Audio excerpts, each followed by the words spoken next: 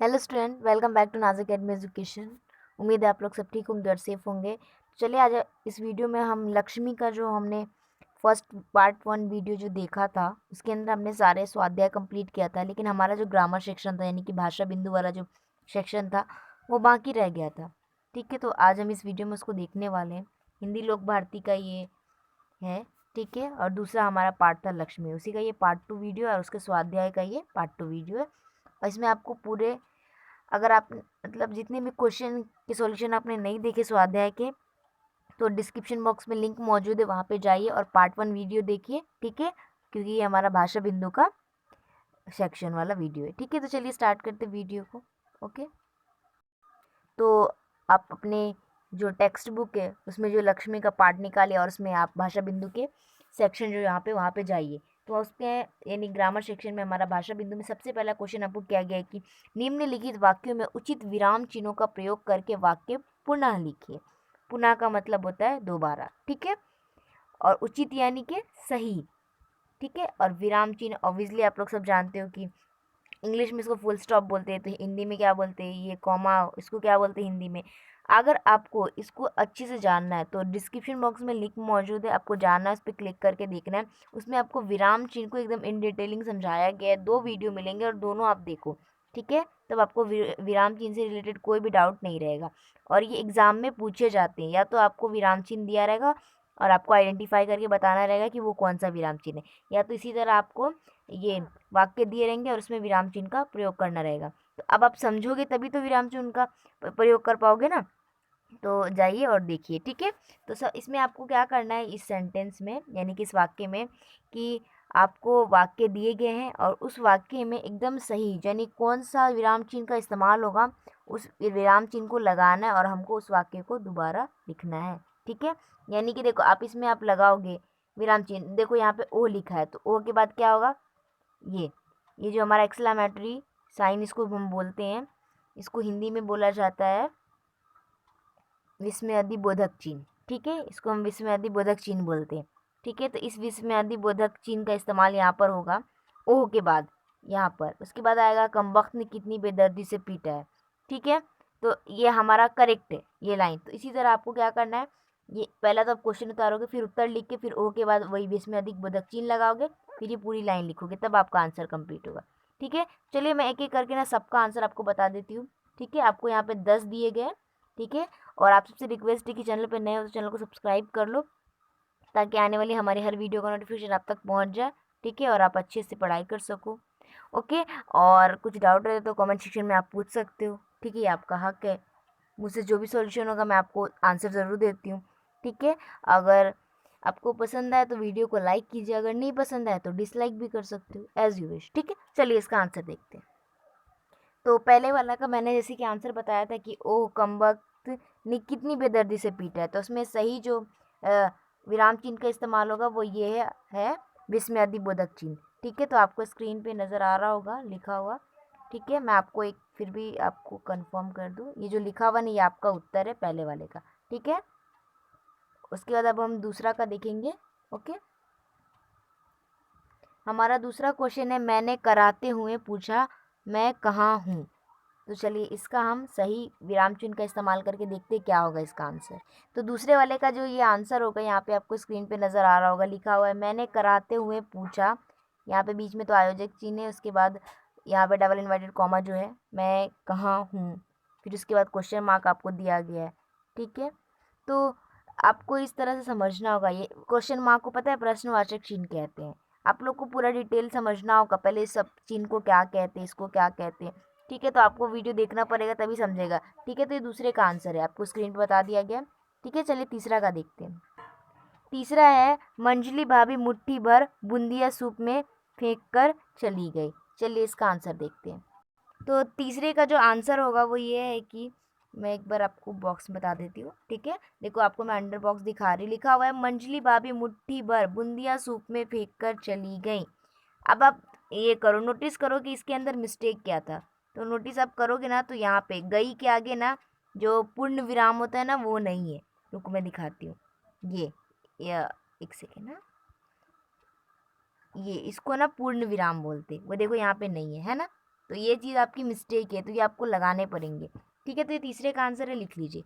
चलिए देखते हैं हमारा चौथा क्वेश्चन है, बड़ी बेटी ने ससुराल से संवाद भेजा है, उनकी ननद रूठी हुई है मेथी की शीतल पार्टी के लिए। ठीक है, चलो इसका आंसर देखते हैं। तो चौथे का आंसर होगा, यहाँ पे आप लोग देख लो, बड़ी बड़ी बेटी ने ससुराल से संवाद भेजा है, उसकी ननद रूठी हुई है मेथी की शीतल पार्टी के लिए। तो देखो यहाँ पे ना आपको, आप इसमें ये लाइन में देखो क्या मिस्टेक है। यहाँ पे भेजा है कि आगे क्या आएगा, अर्धविराम। देखो यहाँ पे बताया गया अर्धविराम को, ठीक है, उसको अर्धविराम बोलते हैं। ओके, फिर यहाँ पर है अर्धविराम है कि आगे, यहाँ पर भी अर्धविराम है, तो और यहाँ पे पूर्ण विराम है, देखो यहाँ पर नहीं है। तो ये सारी चीज़ मिस्टेक थी, तो हमने लगा दिया है, और आप उत्तर लिख लो। ठीक है, ये चौथे का उत्तर है। ओके, चलिए देखते हैं नेक्स्ट हमारा पांचवा है, केवल टीका नथुनी और बिछिया रख लिए थे। चलिए इसका आंसर देखते हैं। छठे का उत्तर है, मैं एक बॉक्स बना देती हूँ, केवल टीका नथुनी और बिछिया रख लिए थे। अगर आप नोटिस करोगे क्वेश्चन में, तो आपको एक चीज़ यहाँ पे समझ में आएगी कि देखो आपका जो क्वेश्चन था उसमें ना, देखो यहाँ पे अर्धविराम नहीं है टीका के आगे, उसके बाद एंडिंग में यहाँ पे पूर्ण विराम नहीं, तो ये आपकी मिस्टेक है अलाइनिंग। तो हमने उत्तर में सबका यूज़ करके किया है, यानी सही उचित विराम चिन्ह का इस्तेमाल करके आपको आंसर बताया है। तो ये पांचवे का आंसर है, लिख लीजिए, आपके स्क्रीन पर है। ठीक है, ये आपका आंसर है, केवल टीका नथुनी और बिछिया रख लिए थे, ये लिख लीजिए। ये आपके पांचवे का आंसर हो गया। चलिए देखते छठा वाला। हमारा छठा क्वेश्चन है, ठहरो मैं माँ से जाकर कहती हूँ इतनी बड़ी बात। ठीक है, चलो इसका आंसर देखते हैं। यहाँ पे छठे का आंसर है ठहरो। ठहरो के आगे आएगा यहाँ पे विस्मयादिबोधक चिन्ह। ठीक है, उसके आगे लिखोगे मैं माँ से जाकर कहती हूँ, उसके आगे यहाँ पे लगेगा पूर्ण विराम इतनी बड़ी बात, फिर उसके आगे फिर लगेगा विस्मयादिबोधक चिन्ह। ठीक है, तो हमने सही पूर्ण विराम का इस्तेमाल किया, फिर आपको आंसर बताया। ठीक है, तो छठे का ये आंसर है, लिख लीजिए। ओके, चलिए हम लोग देखते हैं नेक्स्ट क्वेश्चन का आंसर। सातवां आपको यहाँ पे दिया गया है, सातवां है, टांग का टूटना यानी सार्वजनिक अस्पताल में कुछ दिन रहना। चलो इसका आंसर देखते हैं। सातवें का आंसर है, टांग टूटना यानी सार्वजनिक अस्पताल में कुछ दिन रहना। देखो यहाँ पे रहना के आगे पूर्ण विराम नहीं है, देखो हमने यहाँ पे लगाया है, यहाँ पर ऊपर चिन्ह नहीं है, वो हमने लगाया है। ठीक है, तो आप देखो और आंसर लिखो। आपको स्क्रीन पे एकदम सिंपली आपको समझाएगा ताकि आपको कोई डाउट ना रहे। ठीक है, तब भी आपको कोई डाउट रहे तो आप कमेंट सेक्शन में लिखकर पूछ सकते हो। ओके, तो ये सातवें का आंसर है, लिख लीजिए। ओके, हम चलिए देखते हैं आठवां क्वेश्चन। आठवां क्वेश्चन है, जल्दी जल्दी पैर बढ़ा। ठीक है, तो इसके आगे देखते हैं इसमें क्या लगेगा, पूर्ण विराम, सॉरी उसमें कौन सा विराम चिन्ह लगता है, देखते हैं। तो यहाँ पे आठवां जो है जल्दी जल्दी पैर बढ़ा, तो इसमें सही जो लगेगा उसके आगे सिर्फ इसकी कमी है, किसकी, पूर्ण विराम की। देखो हमने यहाँ पे लगा दिया। ठीक है, तो ये आपका आंसर है, लिख लीजिए। ओके, चलिए देखते हैं नेक्स्ट क्वेश्चन। नेक्स्ट क्वेश्चन है नौवा है, लक्ष्मी चल, अरे गौशाला यहाँ से 2 किलोमीटर दूर है। ठीक है, चलिए इसका आंसर देखते हैं। 90 का आंसर आपकी स्क्रीन पे दिया गया है, मैं आपको हाईलाइट करके दिखाती हूँ। देखो यहाँ पे लिखा हुआ है लक्ष्मी चल, उसके बाद देखो यहाँ पे आपको दिख रहा होगा अर्धविराम है, फिर अरे, अरे के आगे क्या लिखा हुआ है यहाँ पर, विस्मयादिबोधक चिन्ह। ठीक है, उसके बाद फिर गौशाला यहाँ से 2 किलोमीटर दूर है। यहाँ पर आप देखोगे तो यहाँ पे पूर्ण विराम नहीं है, यहाँ पे हमने लगाया है। ठीक है, यही चीज़ आपको जो मिस्टेक थी, यानी इसके अंदर जो नहीं दिया था हमने उसको लगाया है। ठीक है, चलिए आप ये आंसर लिख लीजिए 90 का। अब 10वां है हमारा, मानो उनकी एक आँख पूछ रही हो, कहो कविता कैसी रही। ठीक है, चलिए इसका आंसर देखते हैं। 10वें का आंसर आप लिखोगे, मानो उनकी एक आँख पूछ रही हो, फिर उसके बाद ये चिन्ह लगाओगे, इसको आयोजक चिन्ह बोला गया है, फिर डबल इन्वर्टेड कॉमा आपको दिख रहा होगा, फिर अर्धविराम दिख रहा है। ठीक है, ठीक है, उसके बाद कविता कैसी रही, उसके बाद यहाँ पे आपको प्रश्नवाचक चिन्ह है। ठीक है, फिर उसको क्लोज किया गया, बंद किया गया डबल इन्वर्टेड कॉमा से। ठीक है, तो चलिए आप लोग लिख लीजिए आपका आंसर। ओके, आई नो आप लोग को इंग्लिश में पता होगा इन सारे चिन्ह को क्या बोलते हैं। ठीक है, बट हिंदी में भी आपको पता होनी चाहिए, क्योंकि एग्जाम में एक एक मार्क्स के लिए पूछे जाते हैं। ठीक है, तो लिख लीजिए, ये आपका 10वें का आंसर है। चलिए देखते हैं हमारे भाषा बिंदु का अगला क्वेश्चन क्या है। ठीक है, अभी तो हम पहला देख रहे थे, अब हम दूसरा देखेंगे भाषा बिंदु का। अब हमारे भाषा बिंदु का ना दूसरा क्वेश्चन है, निम्नलिखित विराम चिन्हों का उपयोग करते हुए 12-15 वाक्यों का परिच्छेद लिखे। यानी देखो आपको यहाँ पे ना विराम चिन्ह बोला गया है, विराम चिन्ह दिए गए हैं, पूर्ण विराम है, अर्ध आयोजक चिन्ह है, प्रश्नवाचक चिन्ह है, ठीक है। तो यहाँ पे अब हम लोग देख लेते हैं कि इसका क्या पूछा गया है, ठीक है। और सॉरी अगर आपको कुछ भी मिस्टेक अगर मुझे निकल गया होगा मेरे मुंह से, मतलब मिस्टेक हो जाता है, कोई भी विराम गलत निकल गया हो उसके लिए सॉरी, हाँ ठीक है। लेकिन आप लोग वो वीडियो देखोगे ना तो आपको कंफर्म हो जाएगा कौन से चिन्ह को क्या कहते हैं। चलो हम इसका आंसर देखते हैं, विराम चिन्ह और वाक्य का, ठीक है। अब देखो हमको बोला था विराम चिन्हों का उपयोग करते हुए 12 से 15 वाक्यों का परिच्छेद लिखिए। परिच्छेद का मतलब होता है पैराग्राफ, ठीक है। तो आपको स्क्रीन पे एक ये नज़र आ रहा होगा, फोटो नज़र आ रहा होगा। आपको क्या करना है, जैसा दिया गया ना उसी तरह आपको लिख लेना है, ठीक है। ओके, बट यहाँ पे ये सॉल्यूशन की जगह पे ना उत्तर लिख लेना, क्योंकि जब टाइपिंग करने में थोड़ा हो जाता है मिस्टेक। हाँ, सो यहाँ पे सॉल्यूशन की जगह ना आप क्या लिखोगे, इसको कट करके उत्तर, ठीक है। पेन को क्या हो गया है, 1 मिनट, हाँ 1 मिनट। उत्तर, त आधा त फिर र, ठीक है। उत्तर आप लोग सब जानते हो लिखना, क्योंकि 10th क्लास के स्टूडेंट हो आप लोग, ठीक है। सो आप लोग सॉल्यूशन को कट करके उसकी जगह पे उत्तर लिखिएगा। फिर आगे ये लिखिएगा कि जीवन सुख दुख के संदर्भ में एक वक्ता के विचार। फिर वक्ता लिखेंगे, फिर वक्ता में जो सीख मिली वो बताना है कि मनुष्य को चाहिए कि वह अच्छे कर्म करे, गरीब, असहाय, बूढ़े, विकलांगों की सदैव सहायता, ठीक है। तो ये आपके आंसर से लिख लीजिए, ठीक है। आपको इसका आंसर, आई होप आपको ये वीडियो ज़रूर अच्छा लगेगा। प्लीज़ वीडियो को शेयर कीजिएगा अपने फ्रेंड्स के साथ, ताकि उनको सारे क्वेश्चन के आंसर मिले, ठीक है। तो आई थिंक अब आपको हमें अगला क्वेश्चन बताना चाहिए उसका आंसर, ठीक है। इस वीडियो को ना पॉज करके लिख लीजिए, तो स्क्रीनशॉट ले लीजिए, ठीक है। और जैसा लिखा है ना, जैसा जो भी चिन्ह दिया ना वही रखना, ठीक है, चेंज नहीं करना कुछ भी, ठीक है। और आपको समझना ही है कि इसमें क्या बोला गया। आपको मैंने क्वेश्चन था पढ़ा, उसको समझाया, फिर आपको ये आंसर दिखा रही मैं, ठीक है। चलिए देखते हैं हम इसका अगला क्वेश्चन हमारे भाषा बिंदु का।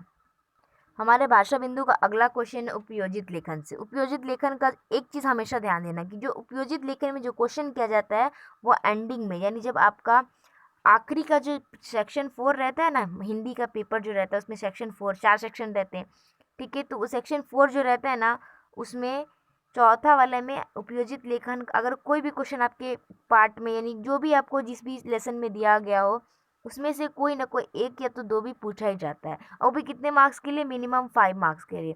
तो ये बहुत ज़्यादा ही इंपॉर्टेंट होता है, very very very very important. So आप लोग को एक चीज़ ध्यान देना होगा, ठीक है। तो हमारे उपयोजित लेखन में आपको बोला गया है किसी पालतू प्राणी की आत्मकथा लिखिए। अब आत्मकथा लिखिए तो आप क्या लिखोगे, यानी आप खुद को कंसीडर करोगे।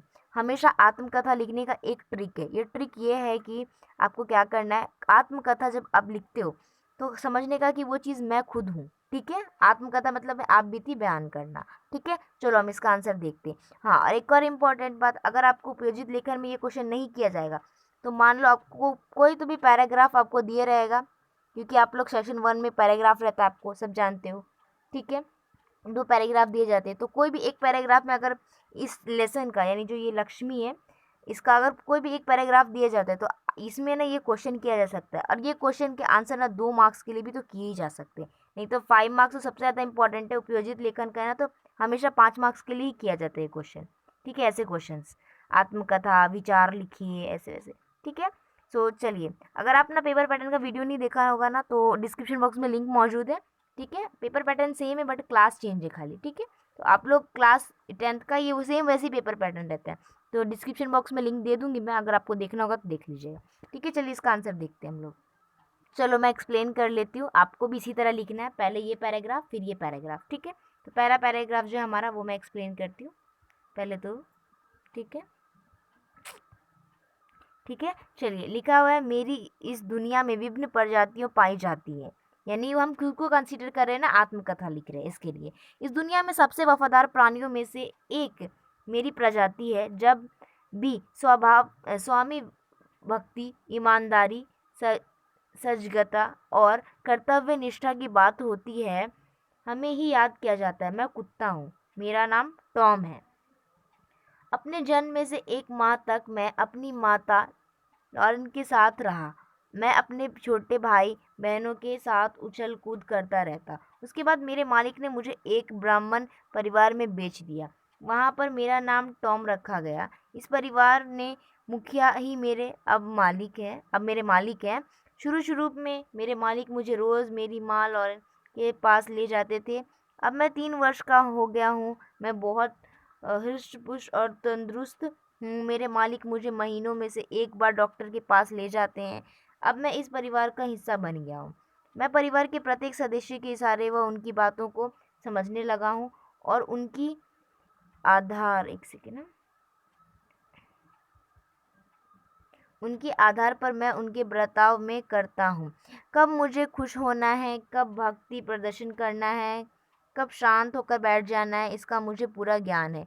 मेरे मालिक मुझे फर्स्टली तो आप इतना लिखो और इसके आगे का भी मैं बताती हूँ आपको, ठीक है। मैं स्क्रीन साफ कर दे रही हूँ, वीडियो को पॉज करके लिख ही लीजिए या तो फिर स्क्रीनशॉट लेके रख लीजिए और लिख लीजिए आराम से, ठीक है।